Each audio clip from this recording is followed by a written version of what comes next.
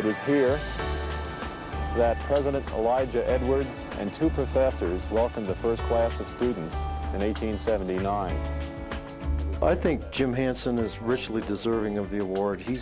I consider him the voice of CSU's history. He's a quiet, behind-the-scenes kind of person, but his work has had a tremendous long-term impact, I think, on preserving and telling the university's story. I don't think anybody can talk about the history of CSU without mentioning Jim Hanson. Anytime somebody has a question about history, they either refer to Jim's books or contact Jim in person. So the impact that he's had on the university in preserving their history is just tremendous.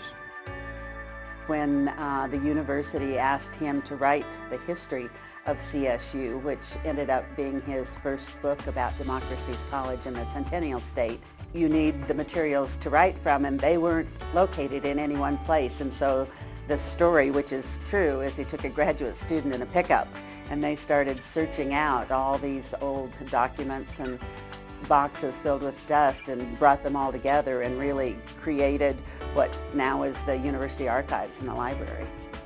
And he took the time and spent it well, because he was just knee-deep in research, and we had to have almost a special telephone line to the library where they could find him buried in some place far away from students.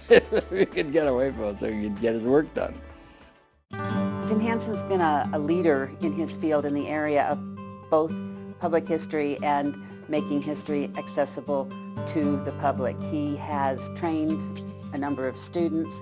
He's a warm, wonderful individual who genuinely cares about students and mentors them in ways that students remember for a very long time. He established the first Black history course on campus, so I don't think that's really well known. He was more or less a groundbreaker in bringing to CSU's conscious the issues of diversity. CSU owes him a big debt, because without all of the work that he's done, the history of CSU would not be nearly as organized and captured as it is. This is a wonderful award for Jim to recognize the things that he does, and he does things in a quiet sort of way. Jim is the kind of person who would be the first to say, no, there are other people that are more deserving. He is so modest, and it's the kind of thing that makes you realize that, as the Bible says, he's a pearl of great price. He really has something special, and we're lucky to have him. To be able to gather together and honor him for all those quiet things and what they have done for us as an institution, what he has done for generations of students, this is a wonderful thing.